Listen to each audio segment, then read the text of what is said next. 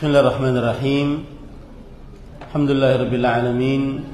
Wassallallahu wasallam wa barak ala abdihi wa rasulih nabiyina Muhammad wa ala alihi wa ashabihi ajma'in. Amma ba'd.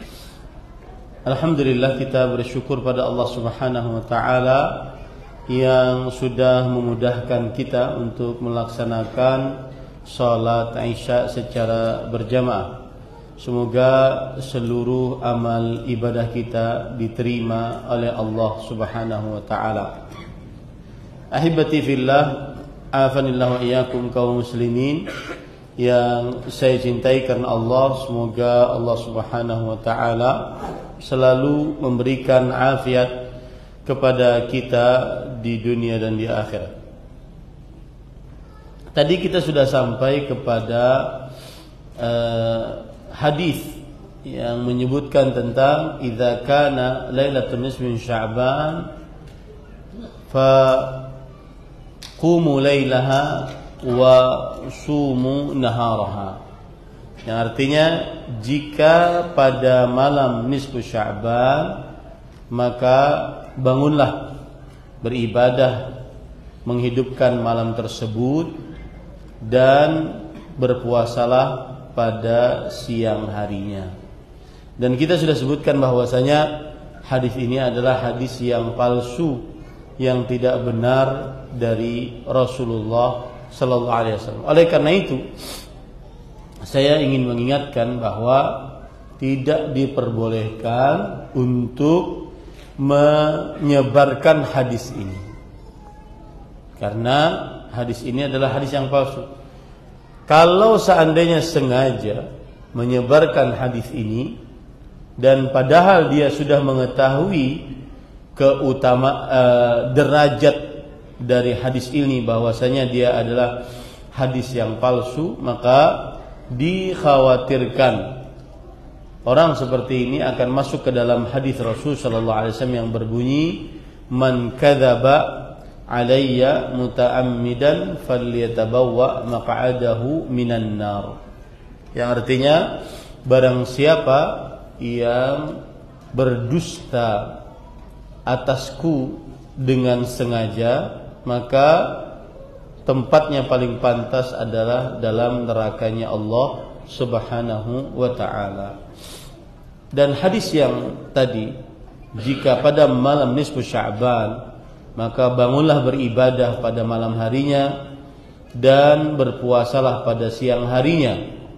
Lanjutan dari hadis tadi, fa innallaha yanzilu fiha li ghurubis syams ila sama'id dunya. Allah turun ke langit dunia ketika sudah matahari terbenam. Lalu Allah berfirman semalaman itu, ala min mustaghfirin fa aghfirullah, ala mustarziqin fa arzuqah, ala mubtalan fa afih, ala kadza hatta yattali al-fajr. Adakah yang meminta maghfirah kepadaku, aku akan berikan maghfirah untuknya. Adakah yang meminta rezeki kepadaku, aku akan berikan rezeki padanya. Adakah orang yang sakit meminta kesehatan kepadaku, aku akan sembuhkan. Adakah begini sampai terbit fajar. Hadis ini sebagaimana sudah saya katakan adalah hadis yang palsu. Ya, hadisnya adalah hadis yang palsu. Dan para ikhwan dirahmati oleh Allah Subhanahu wa taala, di dalam Imam Ibnu Majah ketika meriwayatkan hadis ini beliau mengatakan, juga Imam Ibnul Jauzi mengatakan hadza haditsun la yasih. Ini hadis tidak sahih. Ya, ini hadis tidak sahih. Karena di dalamnya ada seorang rawi yang bernama Ibnu Abi Sabrah. Ibnu Abi Sabrah. Inilah rawi yang bermasalah di dalam hadis ini. Dan Imam Az-Zahabi dalam kitab Mizanul I'tidal mengatakan fihi manakir, yang artinya riwayat Ibnu Abi Sabrah di dalamnya terdapat kemungkaran. Imam Ahmad dan Yahya bin Ma'in rahimahullah mengatakan Ibnu Abi Sabrah yadha'ul hadis. Ibnu Abi Sabrah suka memalsukan hadis. Ya, suka memalsukan hadis. Ini para ikhwan yang dirahmati oleh Allah Subhanahu wa taala. Kemudian Al-Imam Al-Iraqi rahimahullahu taala berkata di dalam kitab Al-Mughni bahwa haditsus salati lailatin nisfi min Sya'ban haditsun batil. Hadis salat malam nisfu Sya'ban hadis batil. Hadis yang batil. Ini para ikhwan yang dirahmati oleh Allah. Kemudian beliau juga mengatakan wal Ibnu Majah min hadis Ali, dan diriwayatkan oleh Imam Ibnu Majah dari hadis Ali bin Abi Thalib yang berbunyi, jika malam nisfu Sya'ban bangunlah pada malam harinya dan berpuasalah pada siang harinya. Isnaduhu dhaif, sanadnya adalah sanad yang lemah. Jadi pada ikhwan yang dirahmati oleh Allah, tidak bisa diamalkan dan tidak bisa dijadikan sandaran untuk beramal. Nah, ini sangat disayangkan sekali, masyhur dia di tengah kaum muslimin. Seperti yang saya ungkap tadi, itu adalah salah satu trik iblis mengganggu manusia, yaitu beribadah dengan ibadah yang belum pernah dikerjakan oleh Rasul sallallahu alaihi wasallam. Kemudian sekarang kita mau membicarakan poin yang kedua, yaitu kisah tentang sholat khusus pada malam nisfu Sya'ban. Kisah tentang sholat khusus pada malam nisfu Sya'ban. Para ikhwah, sebagaimana sudah saya sebutkan tadi, Abu Syamah Al-Maqdisi, seorang ahli hadis, ahli sejarah yang wafat pada tahun 665 Hijriah. Beliau berkata, aku pernah membaca di dalam sebuah tulisan lain yang tertulis di situ pada tahun 637. Ya, 637. Kemudian juga kemudian disebutkan di situ, hadhihi as-salatu sya'at bainan nas ba'da al-mi'ah ar-rabi'ah lam takun tu'raf faqad qila anna man sya'aha min Baitul Maqdis sanahu Allah taala. Salat yang 1000 rakaat tadi, atau kalau di zaman sekarang di masjid-masjid kita diganti dengan salat tahajud, itu adanya setelah abad keempat Hijriah. Jadi setelah 400 tahun. Sebelumnya tidak dikenal. Dan ada yang mengatakan pertama kali terjadi di Baitul Maqdis, Masjidil Aqsa di Palestina. Jadi 400 tahun. Nanti saya akan sebutkan tepatnya adalah tahun 448. Berarti di zaman Nabi tidak pernah ada, zaman sahabat tidak pernah ada. Zaman sahabat yang paling terakhir meninggal Abu Tufail, Wathilah bin Asqa, Abu Tufail, Amir bin Wathilah wafat pada tahun 110 Hijriah. Kemudian di zaman tabi'i juga tidak ada.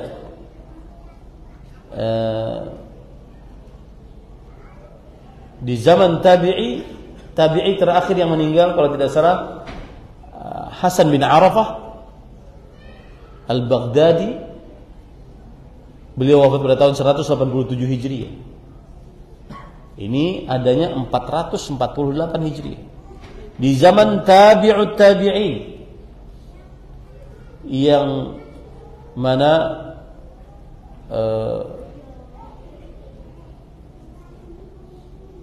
tabi'ut tabi'in terakhir meninggal pada tahun 257 Hijriah. 257 Hijriah.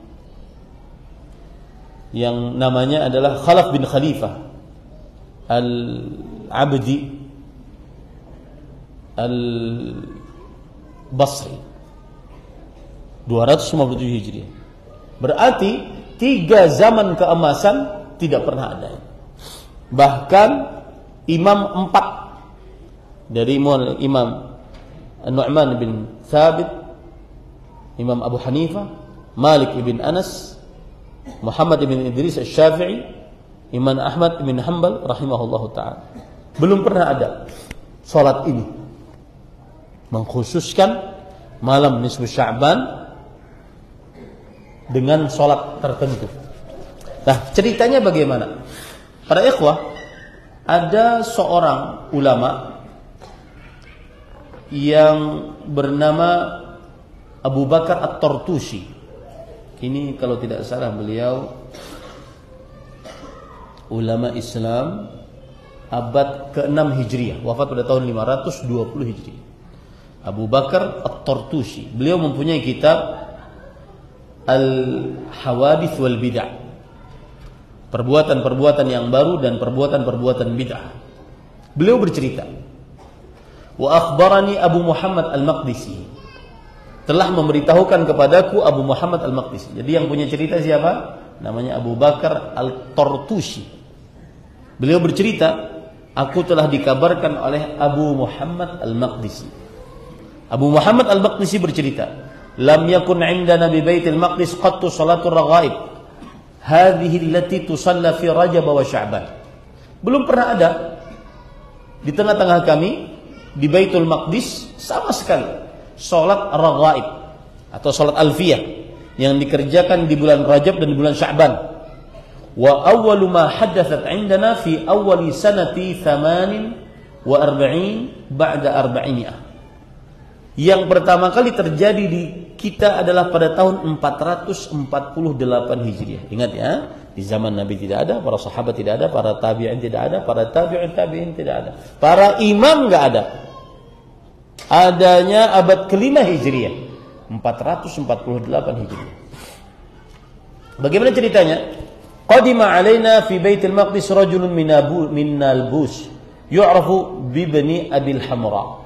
Datang kepada kita, saya pernah ke Masjidil Aqsa, alhamdulillah. Datang kepada kita seorang dari Nablus. Nablus itu Nabulsi, salah satu daerah di Palestina. Datang ke Baitul Maqdis. Orang ini disebut dengan panggilannya Ibnu Abil Hamra. Ibnu Abil Hamra. Wa kana, lihat, hasanat tilawah. Orang ini suaranya bagus, baca Qur'annya jos. Ini yang kadang-kadang jadi fitnah.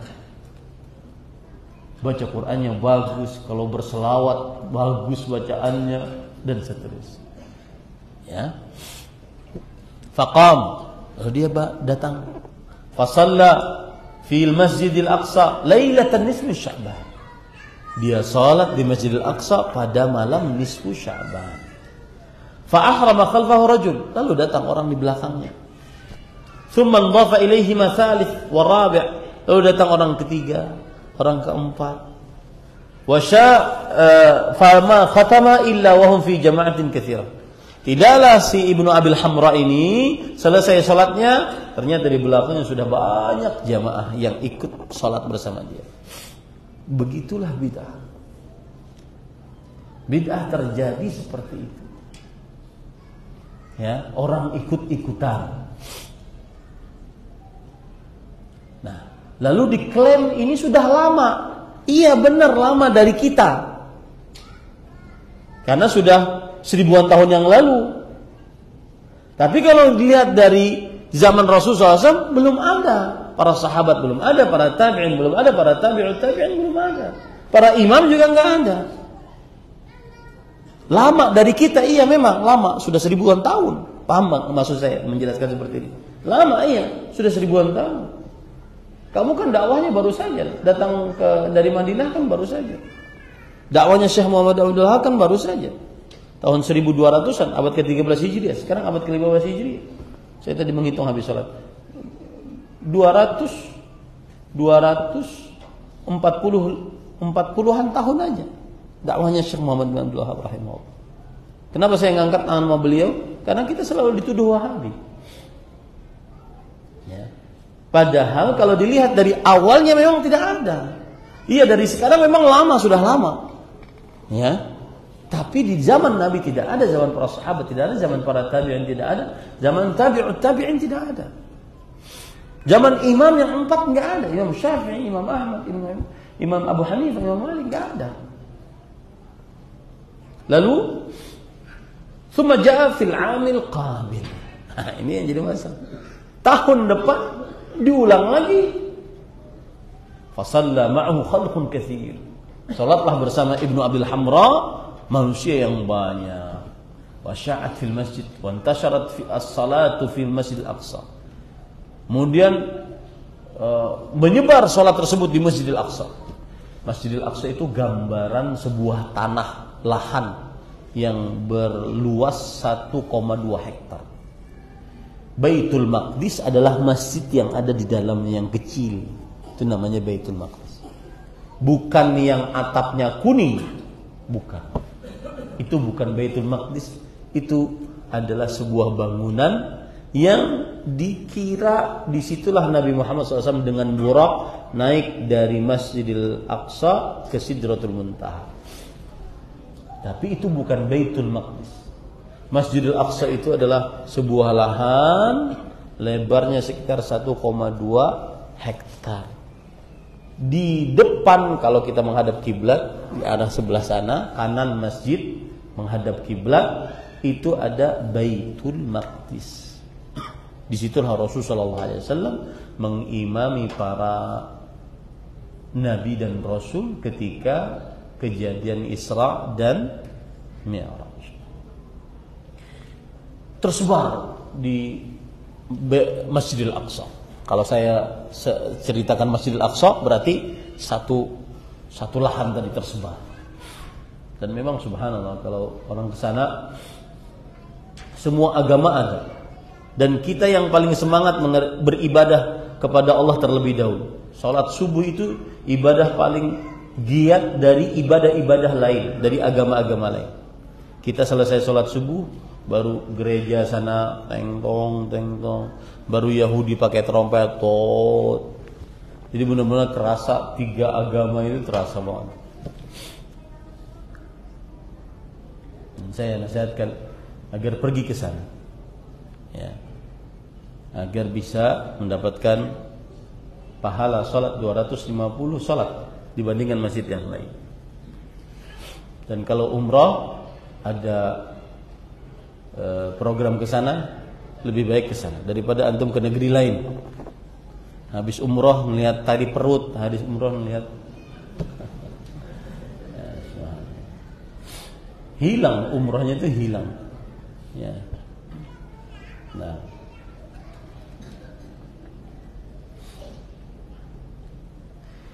wa intasaratis shalah fil Masjidil Aqsa. Tersebar salat itu di Masjidil Aqsa. Ingat ya, Masjidil Aqsa adalah lahan 1,2 hektar. Wa buyutun nas wa manazilihim. Dan tersebar itu salat di rumah-rumah orang, tempat-tempat tinggal orang. Tsumma istaqarrat ka'annaha sunnah ila yaumina hadza. Kemudian dia menetap diamalkan seakan-akan dia sunnah sampai hari kita ini. At-Tartushi rahimahullah, ulama Islam abad ke-6 Hijriah, 520 Hijriah. Beliau bercerita itu seakan-akan sunnah sampai hari kita ini. Kita juga pun mengatakan seakan-akan sunnah sampai hari kita ini. Padahal dia bukan sunnah. Faqultu lahu, kata Abu Bakar At-Tartushi yang beliau meriwayatkan dari Abu Muhammad Al-Maqdisi tadi. Abu Bakar At-Tartushi, Abu Muhammad Al-Maqdisi. Kata Abu Bakar At-Tartushi, aku berkata kepada Abu Muhammad yang mempunyai cerita, fa ana ra'aitu tusalliha fi jamaah. Wahai Abu Muhammad, tapi aku juga lihat engkau ikut salat juga. Kenapa ikut salat? Kemudian Abu Muhammad Al-Maqdisi mengatakan, "Na'am wa astaghfirullah minha." Iya, saya bertobat darinya. Iya, saya juga pernah ikut dan saya juga bertobat darinya. Ini pada ikhwan yang dirahmati oleh Allah Subhanahu wa taala. Dan perkataan ini bukan perkataan ulama-ulama yang sekarang. Bukan perkataan ulama-ulama Saudi. Lihat lagi perkataan Abu Bakar Ibnul Arabi, ulama Islam ahli hadis bermadzhab Maliki. Beliau ulama Islam abad ke-6 Hijriah, wafat pada tahun 543 Hijriah. Beliau mengatakan, perhatikan baik-baik. Kata beliau, "Annahu laisa fi lailatin nisfi min Sya'ban hadis." Tidak ada satu hadis pun tentang keutamaan malam nisfu Sya'ban atau tentang beribadah khusus pada malam nisfu Sya'ban. Wa waqa'a fi lailatiha kusufu qamar, dan terjadi pada malamnya gerhana bulan. Wah, terkumpul sudah itu. Malam nisfu Sya'ban gerhana jadi benar sudah. Pasti dah. Sama kalau kayak seandainya merayakan hari kematian seseorang atau apa gitu, kemudian ada awan mendung atau ada matahari atau awan yang berbentuk, oh jadi benar sudah. Paham maksud saya? Ya. Itulah godaan syaitan mengganggu manusia. Fajtama'al khalqu lil kusuf. Orang-orang pun kumpul karena ingin gerhana. Wattafaqa lahum ma'al kusuf tilkal lailah. Wattasalat lahumul lailatan. Terkumpullah di situ dua kejadian, malam nisfu Sya'ban dan gerhana.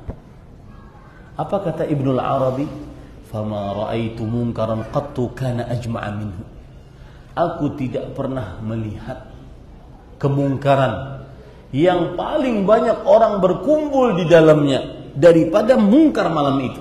Pas dua-duanya berkumpul, malam gerhana dan malam nisfu Sya'ban. Wala ajmala minhu, dan tidak ada yang malam yang paling indah kecuali malam itu, yaitu malam gerhana. Artinya keadaannya indah gitu, karena malamnya malam gerhana. Ini para ikhwan dirahmati oleh Allah Subhanahu wa taala. Saya sebenarnya ingin bacakan perkataan para ulama yang berkaitan dengan malam nisfu Sya'ban. Mudah-mudahan mau bersabar ya dengan saya. Saya bacakan sedikit saja dari perkataan para ulama rahimahumullah taala. Saya menjauhi perkataan Syekhul Islam, dan tadi saya tidak menyebutkan padahal perkataan beliau banyak. Di antaranya perkataan Ibnu Waddah, ulama Islam abad ke-3 Hijriah, tahun 286 Hijriah. Ibnu Waddah rahimahullah. Beliau berkata dengan sanadnya sampai kepada Abdurrahman bin Zaid bin Aslam. Beliau bercerita, "Lam udrik ahadan min masyayikhina wala fuqahaina yaltafituna ila lailatin nisfi Sya'ban." Aku tidak pernah mendapati seorang pun dari guru-guru kami, ahli-ahli fikih kami, menoleh kepada malam nisfu Sya'ban. Walam nudrik ahadan minhum yadhkuru haditha makhul wala yara laha fadlan ala ma siwaha minal layali. Dan kami belum mendapati seorang pun dari mereka, ya, Abdurrahman bin Zaid bin Aslam, seorang ulama salaf, belum kami dapati seorang pun dari mereka menyebutkan hadis makhul, dan tidak ada yang menganggap keistimewaan malam tersebut dibandingkan malam-malam lainnya. Kenapa disebutkan hadis makhul? Makhul seorang tabi'i yang termasuk orang yang mengkhususkan ibadah pada malam nisfu Sya'ban. Nah, kita katakan amalu tabi'i bukan dalil. Ya, ini para ikhwan yang dirahmati oleh Allah Subhanahu wa taala. Lihat lagi, Al-Lalakai, wafat pada tahun 418 Hijriah. Jauh, Pak. Pas sebelum kejadian ini, Al-Lalakai, beliau mengatakan dengan sanadnya dari Husain Al-Ju'fi, dari Abdul Aziz bin Abi Rawat, qala kana Atha idza dzukira 'indahu lailatun nisfi Sya'ban wa ma yuqalu fiha fayaqul inni la arju an yakuna dzalika fi kulli lailah, yakni nuzulur rahman kal munkir takhsis lailatin nisfi Sya'ban min dzalik. Atha bin Abi Rabah, seorang tabi'i, kalau disebutkan di hadapan beliau tentang keistimewaan malam nisfu Sya'ban, maka beliau mengomentari, aku berharap bukan malam nisfu Sya'ban saja, aku berharap itu setiap malam. Kenapa? Karena bukan hanya malam nisfu Sya'ban Allah turun ke langit dunia, tetapi setiap sepertiga malam terakhir. Nah, ini para ikhwan yang dirahmati oleh Allah Subhanahu wa taala. Kemudian terakhir ya, Abu Al-Qasim Al-Asbahani, Abu Qasim Al-Asbahani dalam kitab Al-Hujjah fi Bayanil Mahajjah, wafat pada tahun 535 Hijriah. Dari Muhammad bin Salam, beliau bercerita, Sa'altu Abdullah bin Al-Mubarak. Abdullah bin Mubarak seorang tabi'ul atba', an nuzulihi lailatan nisfi Sya'ban, tentang turunnya Allah pada malam nisfi Sya'ban. Abdullah bin Mubarak mengatakan, ya dha'if, lailatun nisfi yanzil fi kulli lailah yanzil. Wahai fulan, itu lemah. Masa cuma malam nisfi Sya'ban saja turun? Di setiap malam turunnya. Ini perkataan siapa? Abdullah bin Al-Mubarak rahimahullah. Ini para ikhwan yang dirahmati oleh Allah Subhanahu wa taala. Jadi ya itulah, mudah-mudahan ini nasihat ya, kepada kaum muslimin, dan itulah inti dakwah salaf. Dakwah salaf filarnya ada dua, tasfiyah dan tarbiyah. Tasfiyah artinya membersihkan, kemudian tarbiyah dididik umat di atas yang bersih tadi sampai kita bertemu dengan Allah Subhanahu wa taala. Tidak ada niatan ingin merasa yang paling pintar, ingin membid'ah-bid'ahkan, tidak ada niat. Akan tetapi ini nasihat, diterima walhamdulillah. Tidak diterima, maka itu urusan dia dengan Allah Subhanahu wa taala. Wallahu a'lam. Bagaimana hukumnya memberi makanan pada acara perayaan khusus pada malam nisfu Sya'ban walau tidak mengikuti acara tersebut? Karena di masjid lingkungan rumah saya ada pembagian kotak makanan kosong di rumah-rumah warga untuk diisi warga masing-masing yang akan dibagikan pada perayaan malam nisfu Sya'ban. Dan ini sering terjadi juga di hari-hari lain seperti Isra Mi'raj dan lain-lainnya. Subhanallah, sudah menjadi perayaan ya. Ini pada ikhwan yang dirahmati Allah. Maka at-ta'awun la ta'awanu 'alal ta'awanu 'alal birri wat taqwa la ta'awanu 'alal itsmi wal 'udwan. Tolong menolonglah dalam kebaikan dan ketakwaan, dan janganlah tolong menolong dalam dosa dan permusuhan. Wallahu a'lam. Terkait amalan-amalan nisfu Sya'ban yang lazim di masyarakat, membaca surat Yasin 3 kali, kemudian disela dengan doa mohon diampuni dosa-dosa lampau, kemudian doa untuk dipanjangkan usia, untuk bertemu Ramadan. Dalil yang berkembang dari siapa dan apakah semuanya terdapat kemungkaran? Dalilnya dari hadis-hadis yang lemah atau lemah sekali atau mungkar atau palsu tadi. Ya. Kemudian pertanyaannya, apakah semuanya terdapat kemungkaran? Gini ya para ikhwan, yang namanya perbuatan bid'ah itu ada yang memang dia mungkar. Maksudnya mungkar ini asalnya memang tidak ada dasarnya dari Rasulullah SAW. Ada bid'ah yang dia asalnya ada, seperti baca Quran, berdoa, itu kan asalnya ada. Cuma ketika terjadi pengkhususan pada 6 perkara, waktu, tempat, jumlah bilangan, sebab, jenis, tata cara, harus salah satu dari 6 ini ketika terjadi pengkhususan harus ada dalil dari Al-Quran dan hadis Rasul Sallallahu Alaihi Wasallam. Jika tidak ada dalil, tidak bisa diamalkan.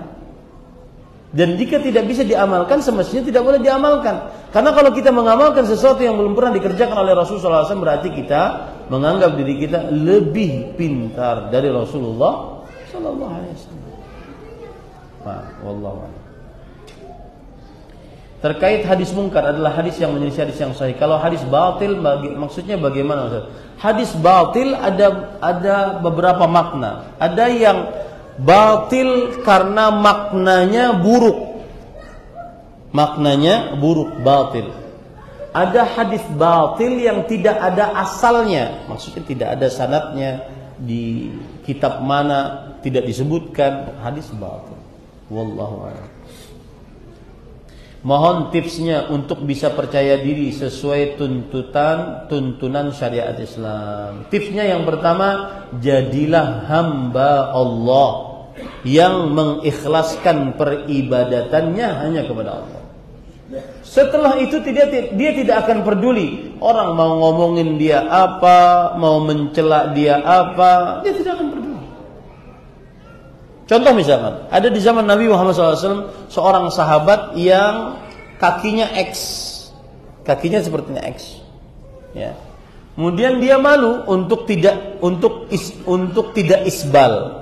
Dia malu kakinya terlihat, maka akhirnya dia panjangkan pakaiannya sehingga menutupi dua mata kaki agar tidak terlihat X-nya. Apa jawab Rasulullah SAW? Kullu khalqillah ya hasan. Setiap ciptaan Allah adalah baik.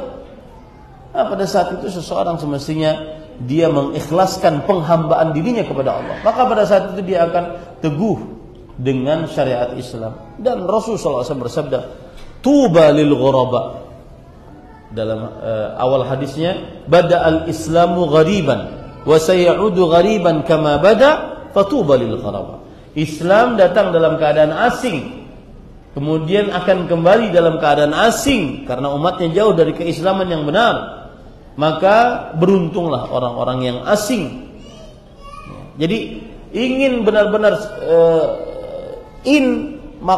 masuk mengerjakan syariat Islam secara maksimal, batin dan secara lahiriahnya juga, maka murnikan, ikhlaskan pengabdian diri kepada Allah. Aku ni ya Allah, makhluk Engkau, hamba Engkau. Aku ingin mengerjakan ajaran Rasul sallallahu alaihi wasallam semurni-murni. Begitu caranya, wallahu a'lam. Sudah 3 bulan ini saya tidak lagi terlalu perhatian kepada suami. Karena semakin saya perhatian, suami semakin saya enaknya dengan saya. Saya juga sudah capek dengan rumah tangga yang tidak adil selama 7 tahun berpoligami. Apakah saya boleh ajukan cerai ataukah minta waktu untuk sendiri dulu? Dari mulai bulan Sya'ban ke poligami. Ya. Dari mulai pembicaraan bulan Sya'ban langsung jatuh dia ke poligami. Saya sering mengatakan, bapak-bapak ya, ini nasihat saya ya, jangan main-main dengan kata poligami. Poligami itu sesuatu yang paling berat bagi seorang perempuan. Dan saya sering mengatakan, pian mati pian itu lebih ringan daripada pian poligami bagi istri. Matinya seorang suami lebih ringan daripada suami berpoligami bagi istri. Ya, paham?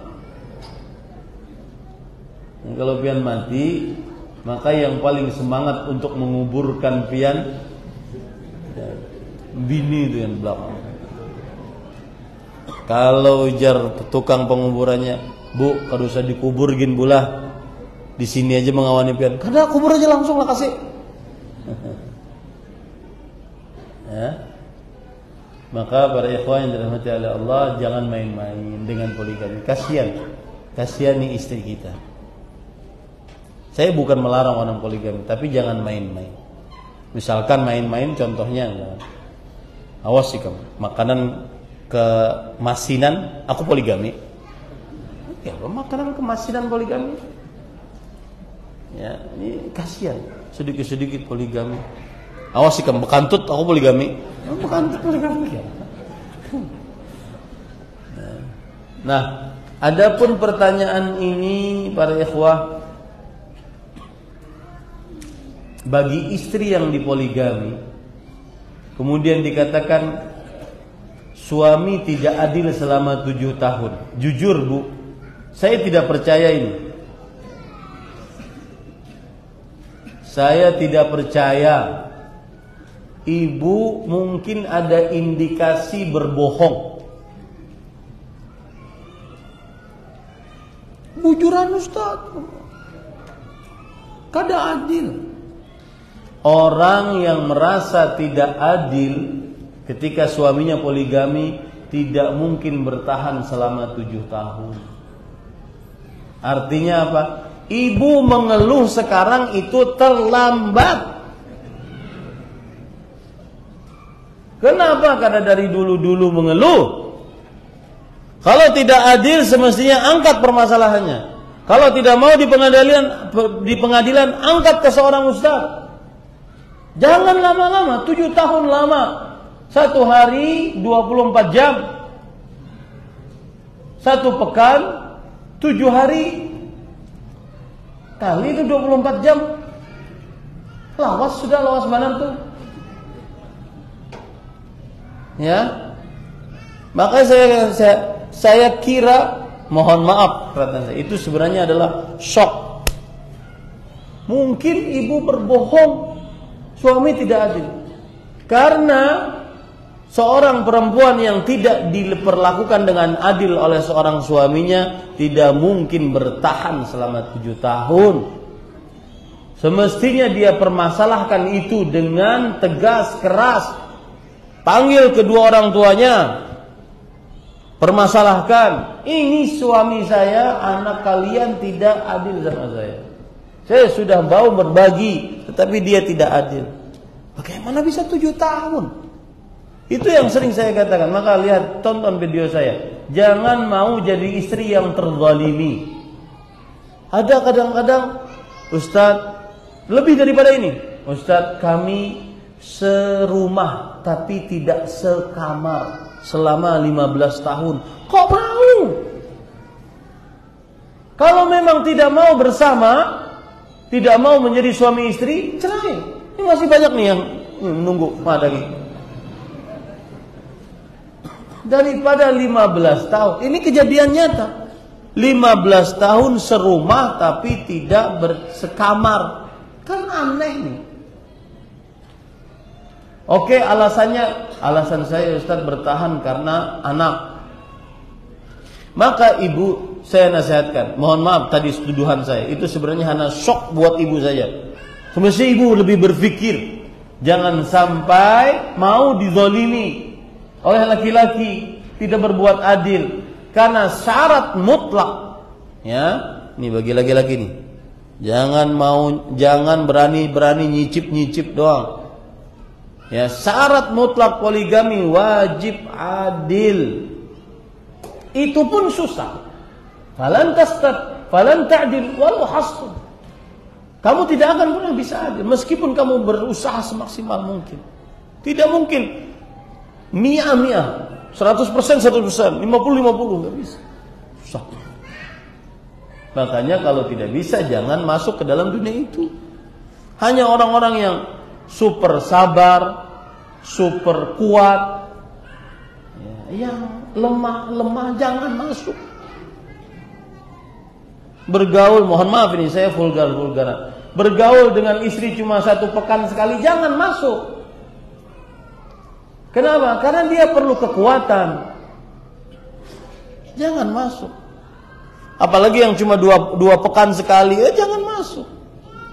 Harus 3 kali sepekan. Nah, itu baru masuk. Ya. Ini para ikhwan yang dirahmati oleh Allah Subhanahu wa taala. Maka saya nasihatkan kepada ibu ini, pilihannya cuma ada 2. Meskipun sudah terlambat, pilihannya cuma ada. Coba 7 tahun sudah dapat anak berapa? Betul? Kezaliman sudah berapa lama? Kan kasihan.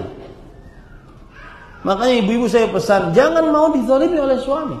Suami tidak baik akhlak akidahnya, permasalahkan dari mulai pertama. Suami tidak baik sholatnya, permasalahkan dari mulai pertama. Suami tidak menafkahi.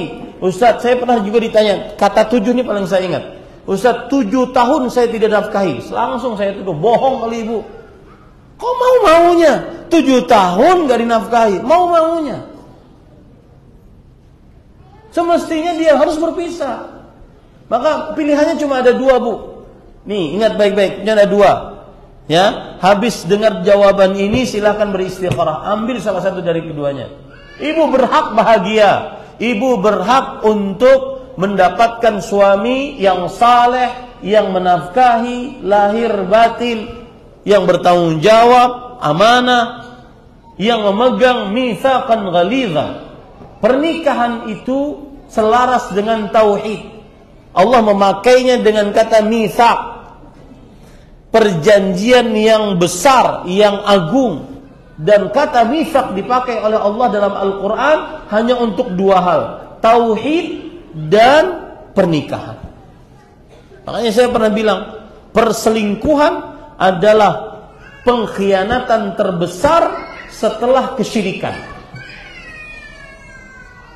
Kenapa? Karena Allah memakai kata mitsaq untuk tauhid dan untuk pernikahan. Maka saya pesan, nih dengarkan jawabannya. Ada dua. Imma meneruskan, tapi wajib bersabar. Dengan berbagai pertimbangan, Ustaz. Saya sudah umur 40, Ustaz. Anak begini, Ustaz. Rumah nggak punya, Ustaz. Kalau janda nanti saya begini.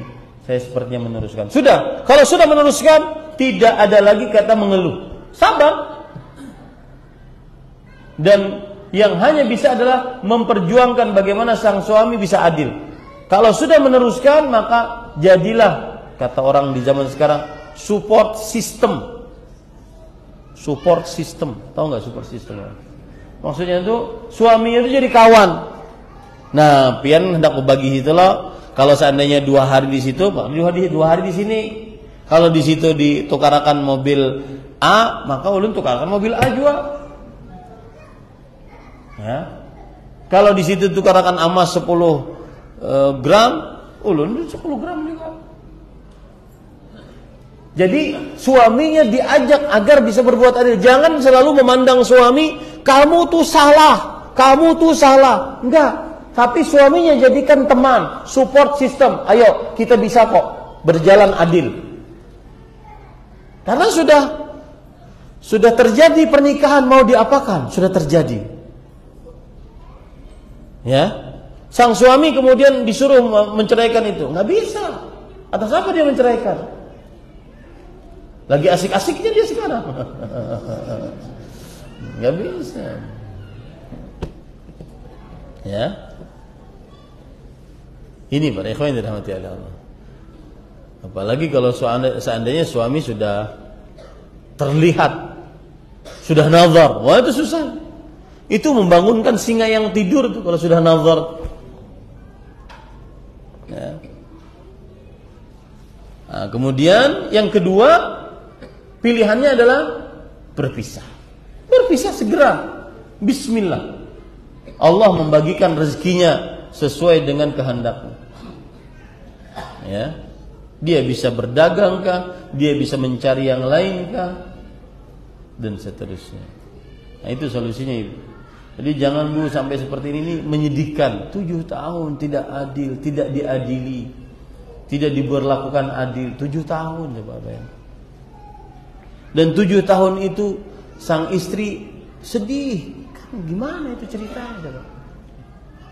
Yang aturan, saya sering mengatakan, orang menikah semestinya dia mendapatkan ketenangan, sakinah, mawaddah, rasa cinta dan rahmah. Rasa kasih sayang. Kalau menikahnya 1. Kalau menikahnya 2 berarti double cintanya, tenangnya, kasih sayangnya. Ya, kalau 3 triple, kalau 4 kuat. Ya, tapi sebagian enggak. Bahkan ada yang gara-gara dia menikah, kemudian dia hancurkan keluarga sebelumnya. Nah, itu gimana itu cara berpikirnya? Keliru besar.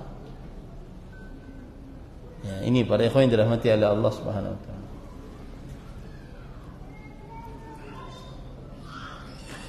Mohon nasihat. Jadi mohon maaf jawaban saya tadi itu hanya membuat shock Ibu agar Ibu benar-benar berpikir, saya ini gimana sih sebenarnya? Jangan sampai cuma saya tidak diberlakukan adil, tapi nggak ada pilihan. Lalu memendam, itu kan kasihan sang perempuannya, dan perempuan itu di pihak yang lemah selalu para ikhwan.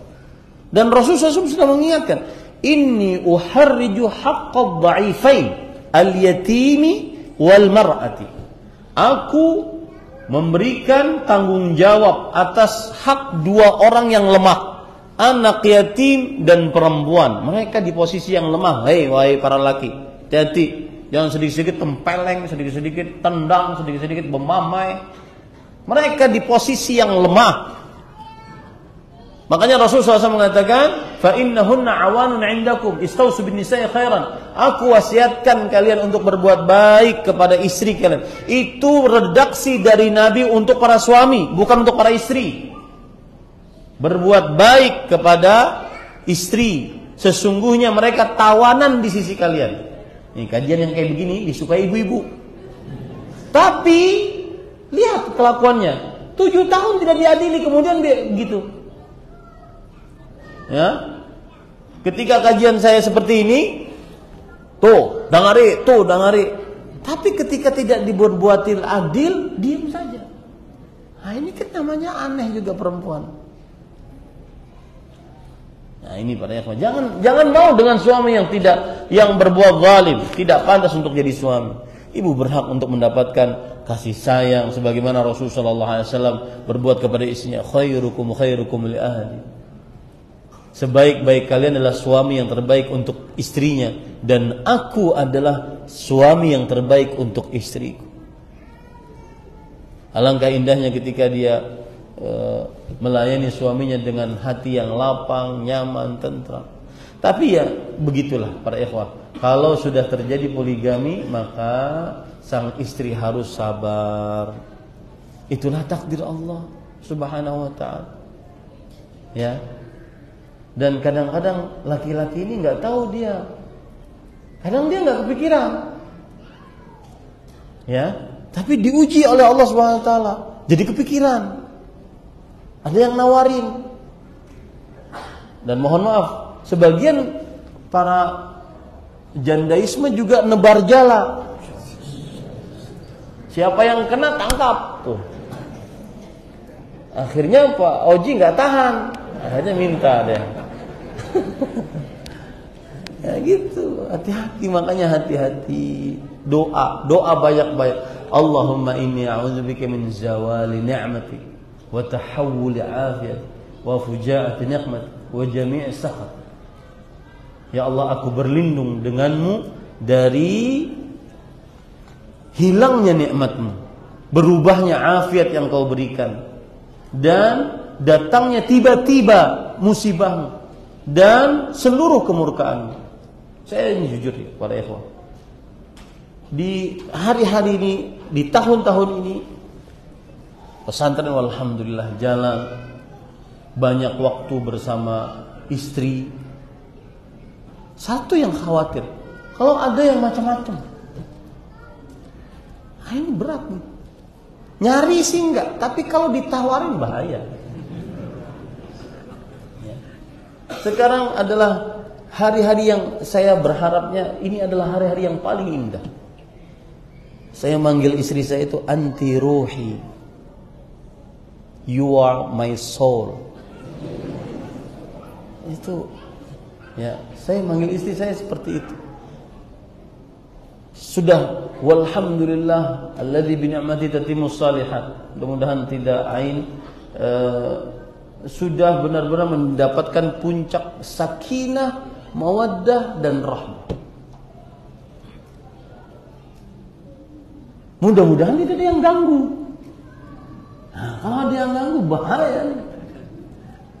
Mungkin itu nikmat umur 40. Ya. Maka hati-hati, maka ibu-ibu banyak doa, banyak bersyukur kepada Allah Subhanahu wa taala, lebih baik lagi pelayanan terhadap suami. Ya. Jangan sedikit-sedikit. Coba lihat Rasul sallallahu alaihi wasallam.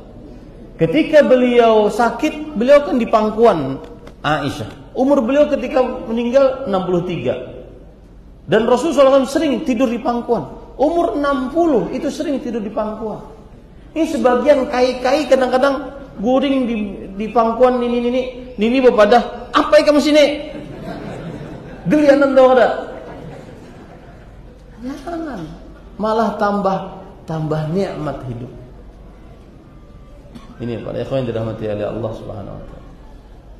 Makanya kadang-kadang kalau ke Samarinda ingin bawa, kalau kemana ingin bawa, susah untuk berpisah. Nah, you are my soul.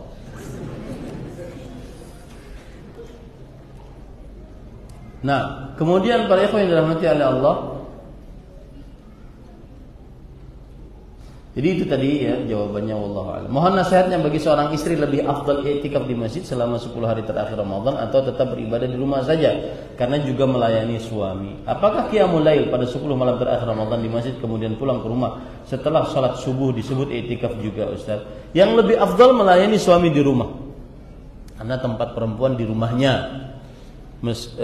Tetapi jika suami mengizinkan, boleh saja beriktikaf. Kemudian kalau seandainya dia beribadah malam di masjid setelah subuh pulang, apakah disebut i'tikaf? Ya, disebut i'tikaf. Cuma i'tikafnya tidak sebagaimana yang dikerjakan oleh Rasulullah SAW. Karena yang namanya i'tikaf secara umum adalah berdiam diri di masjid berapapun lamanya. Wallahu a'lam. Saya ditawari bekerja sama dengan teman saya di bidang usaha rental mobil. Bagaimana hukumnya jika kita menanamkan modal usaha berupa uang atau saham untuk pengembangan usaha rental tersebut dengan sistem bagi hasil untung dan atau rugi? Namun di sisi lain kita tahu bahwa teman saya ini dalam pembelian mobilnya ada potensi menggunakan leasing atau kredit. Nah, jawabannya adalah lebih baik dijauhi, ya, lebih baik dijauhi kalau seandainya dia pakai leasing. Wallahu a'lam. Bolehkah kita mengikuti majlis atau kajian yang ustadznya masih mengamalkan amalan bid'ah? Bahkan di kantor saya sering mengundang ustadz-ustadz seperti itu. Ataukah boleh ikut kajiannya hanya untuk menghargai? Maka jawabannya, ikuti kajian-kajian ustadz yang mengajarkan Al-Quran dan hadis Rasul sallallahu alaihi wasallam. Dan itu hak seorang muslim untuk memverifikasi gurunya. Hak seorang muslim untuk meneliti gurunya. Saya beri contoh ya, kisah Syu'bah Ibn al-Hajjaj al-Wasiti, seorang seorang ahli hadis. Beliau bertandang ke sebuah daerah.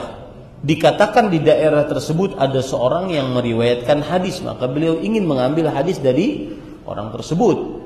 Kemudian beliau setelah sampai di rumah orang yang ahli hadis yang memiliki hadis tadi, beliau lihat sholatnya. Fa'in hafadha 'alaiha akhadtu minhu. Jika aku melihat dia menjaga sholat, aku ambil dari. Wa in dayya'aha fahuwa lima siwaha adhiya. Tapi kalau seandainya guru ini melalaikan sholat, maka aku akan tinggalkan dia, seberapa banyak pun hadis yang dia miliki. Kenapa? Karena kalau sholat saja dia remehkan, maka hal-hal lain pasti dia lebih remehkan. Nah, ini contoh bahwa ulama salaf terdahulu perhatian terhadap gurunya, dengan siapa dia mengambil ilmunya. Ya, ini ustadz belajar dari mana, guru-gurunya siapa. Kalau ada buku tulisan karya beliau mana, boleh kita cari. Apa yang diajarkan, kitab apa yang dibaca. Nah, itu boleh kita untuk meneliti sehingga kita dapatkan ilmu. Bukankah kita belajar kepada seorang ustadz itu ingin dapat ilmu agar kita bisa beramal sehingga dapat pahala dan diridhoi oleh Allah Subhanahu wa taala? Ini bukan ajaran eksklusif, bukan. Tetapi itulah ajaran Rasulullah SAW. Muhammad ibn Sirin, seorang tabi'i, mengatakan, "Inna hadzal ilma din, fanzuru amman ta'khuduna dinakum." Ilmu ini adalah agama. Perhatikan dari mana kalian mengambil agama kalian. Nah, itu ajaran Nabi Muhammad SAW. Beliau juga bersabda bahwa akan ada nanti orang-orang yang menjadikan orang-orang bodoh sebagai seorang alim. Ditanya perihal agama, kemudian orang bodoh tersebut menjawab dengan jawaban yang tidak benar, akhirnya sesat dan menyesatkan. Itu isyarat dari Rasulullah SAW. Harus selektif dalam mencari guru. Tidak boleh bermudah-mudah. Dilihat ini dia duduk bersimpuh dengan siapa, lama dengan siapa, kok tiba-tiba muncul karena sering main YouTube, jadi konten kreator, kemudian diundang sana sini atas nama agama. Habis saya, kita lihat dengan siapa dia belajar. Dari situ dia akan, dan duduk di majelis seperti antum sekarang ini, duduk di majelis itu, kita akan melihat guru kita bagaimana dia menjawab pertanyaan.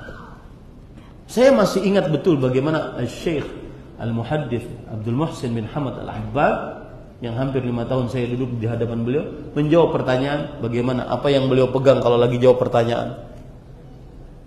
Kemudian apa yang membuat pertanyaan-pertanyaan yang beliau sangat jauhi, beliau tidak mau jawab. Beliau sering mengatakan raji'il mahkamah, silahkan pergi ke pengadilan, saya tidak tahu, silahkan pergi ke pengadilan. Itu fungsi dari duduk bersimpuh, bukan hanya baca sendiri, bukan tiba-tiba muncul gitu karena retorikanya bagus, kemudian ininya bagus, semua. Belajar. Begitulah ulama-ulama terdahulu, dia turun-temurun belajar sampai dia bisa juga ngajar orang lain. Abdullah bin Abbas radhiyallahu anhu, setelah wafatnya Nabi Muhammad SAW, beliau belajar. Lama-lama beliau yang ngajar. Sampai temannya mengatakan kepada Abdullah bin Abbas, "Kana hadzal fata aqla minni." Itu pemuda lebih berakal daripada aku. Aku dulu diajak untuk menuntut ilmu kepada para sahabat, aku tidak mau. Nah, begitu. Islam itu seperti itu tuh, dia adalah menurunkan, mewariskan ilmu. Makanya para Nabi Muhammad SAW bersabda, al-anbiya wa al-ulama warathatul anbiya. Para ulama adalah pewarisnya para nabi. Artinya mewarisi ilmu-ilmunya. Cukup kiranya, dan mohon maaf terlalu panjang ya. Ini insyaallah kita akan bertemu lagi bulan April setelah Ramadan, karena Ramadan saya tidak keluar. InsyaAllah di bulan Syawal kita ketemu lagi. Mudah-mudahan kita dipanjangkan umur dalam kebaikan. Kita cukupkan dengan kafaratul majlis. Satu pesan saya untuk Ramadan.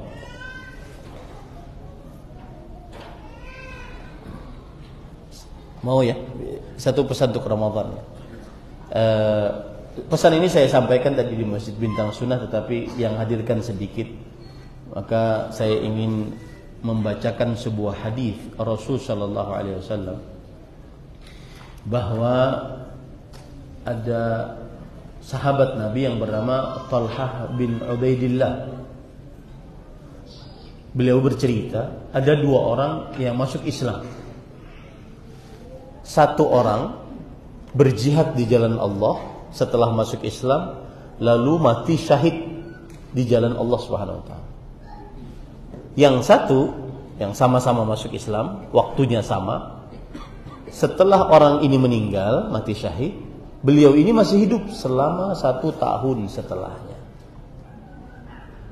Kemudian Talhah bin Ubaidillah bercerita, aku bermimpi dua orang ini masuk ke dalam surga. Tapi yang anehnya, satu orang yang terakhir yang hidup setahun lagi setelah orang ini meninggal, dia lebih dahulu masuk ke dalam surga. Dia lebih dahulu masuk ke dalam surga. Sedangkan yang mati syahid, dia terlambat masuk surganya daripada yang kawannya tadi. Berita tersebut dibawa kepada Rasulullah sallallahu alaihi wasallam. Kemudian Rasul sallallahu alaihi wasallam bersabda, min ayyi dzalika ta'jabun? Kenapa kalian heran dengan hal tersebut? Kemudian para sahabat mengatakan, ya Rasulullah, hadza alladhi kana ashadda ar-rajulaini ijtihadan fastushhida fi sabilillah fadakhala al-akharu al-jannata qablahu. Wahai Rasulullah, yang satu ini lebih semangat untuk beramal ibadah sampai dia mati di medan pertempuran. Tetapi kenapa yang satu ini lebih dahulu masuk surga dibandingkan yang ini?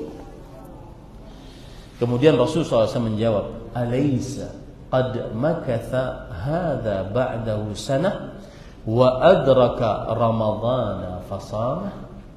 Bukankah orang ini hidup setahun lagi setelah ini, dan dia mendapati bulan Ramadan dan berpuasa pada bulan Ramadan itu? Yang ini sudah meninggal. Kemudian para sahabat mengatakan, bala, iya wahai Rasulullah. Kemudian Rasulullah SAW bersabda lagi, wa shalla kadza wa kadza min sajdatin fi sanah? Bukankah selama setahun itu dia salat selama setahun? Para sahabat mengatakan, bala, iya wahai Rasulullah SAW. Falamma bainahuma ab'adu mimma bainas sama'i wal ardh. Maka jarak antara keduanya antara langit dan bumi. pesan saya, berdoalah kepada Allah agar dipanjangkan umur, bisa masuk ke dalam bulan Ramadan dan berpuasa pada bulan Ramadan tahun ini 1445 Hijriah. Kalau Allah bertakdir kita mati setelah Ramadan ini, maka ini adalah persembahan terbaik kita untuk menghadap kepada Allah Subhanahu wa taala. Itu pesan pertama. Pesan yang kedua, belajarlah ilmu berpuasa agar bisa benar-benar diampuni dosanya. Karena syarat diampuni dosa, barang siapa yang berpuasa karena iman dan berharap pahala, diampuni dosanya yang telah lalu. Belajarlah berpuasa yang benar, berpuasa yang karena iman dan berharap pahala. Yang ketiga, terakhir pesan saya adalah puncak keberkahan bulan Ramadan yang penuh dengan berkah. Ramadan seluruhnya berkah. Puncak keberkahannya ada pada 10 malam terakhir bulan Ramadan. Kalau Anda ditakdirkan oleh Allah, mudah-mudahan tidak, di 10 malam pertama masih teledor, 10 malam kedua masih teledor, jangan pernah teledor di 10 malam terakhir. Itulah puncak keberkahan Ramadan yang di dalamnya terdapat Lailatul Qadar. Dan di dalam itulah Rasulullah SAW yang diampuni dosanya yang telah lalu yang akan datang, dijamin masuk surga, pemberi syafaat, Khalilullah, beliau beriktikaf di masjid selama 10 hari terakhir bulan Ramadan. Atur waktu dari sekarang, yang ingin beli baju baru dari sekarang. Meskipun dikatakan baju Sya'ban, lain baju hari raya. Biar aja. Yang penting 10 hari terakhir tidak ada yang ganggu. Yang ingin mudik-mudik dari sekarang, 10 hari terakhir di masjid i'tikaf. Semoga yang sampaikan bermanfaat. Sekali lagi mohon maaf kalau terlalu panjang. Subhanakallah bihamdik, asyhadu an la ilaha illa anta astaghfiruka wa atubu ilaik. Wassalamualaikum warahmatullahi wabarakatuh.